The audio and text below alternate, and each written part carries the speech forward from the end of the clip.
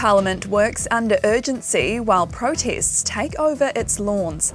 Safety concerns after mega-ferries project gets scrapped, and why Israel's becoming increasingly isolated on the world stage. At Te Marie, I'm Shuri Kinnear, and these are the latest New Zealand Herald headlines. The existence of fair pay agreement laws in New Zealand hangs by a thread. The new coalition government rushed under urgency to repeal the legislation last night, but had to stop at midnight in the middle of the final reading. They'll resume in Parliament this morning. Meanwhile, hundreds of protesters took to Parliament's lawn yesterday to appeal the move.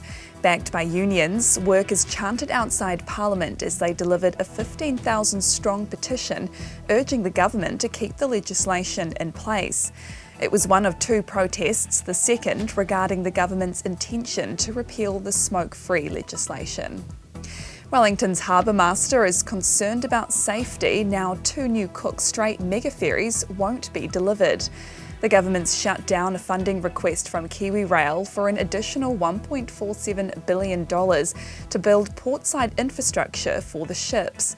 It blew the total cost out to around $3 billion. But Grant Nulder says the longer you maintain ships, the more expensive it gets. The current ferry fleet we have are an ageing fleet. There are reliability issues, which we saw last year. Last year, the Inter-Islanders Kaitaki lost power with hundreds on board and began to drift towards Wellington's rocky south coast. The New Zealand Transport Agency admits it's been caught short as wait times to book driving tests soar.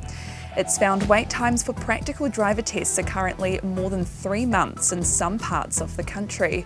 Its data shows more than 92,000 bookings were made in October and November last year. About 145,000 bookings were made in the same 2 months this year, which it puts down to pricing changes that removed the resit fee.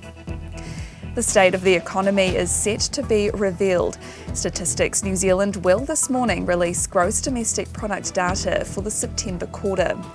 Economists are expecting low growth, about 0.2 or 0.3%. The Prime Minister suggested he's inheriting a recession from the former government, which will be revealed by these numbers. And in world news, a view Israel is becoming increasingly isolated on the world stage. The UN General Assembly voted to call for an immediate ceasefire in Gaza, with 153 members, including New Zealand, supporting the measure. Former United Nations Development Programme Head and Prime Minister Helen Clark says horrific images coming out of Gaza are decreasing Israel's support. She says the UN vote is devastating for Israel. Clark says just 10 countries voted against the measure. And those are the latest New Zealand Herald headlines. For more news worth knowing, head to nzherald.co.nz. Kia pai te rā. Thanks for checking out our YouTube channel. To stay up to date with all the latest news from the New Zealand Herald, click the subscribe button below or check out one of the videos here, and head over to nzherald.co.nz for more details on these stories and more.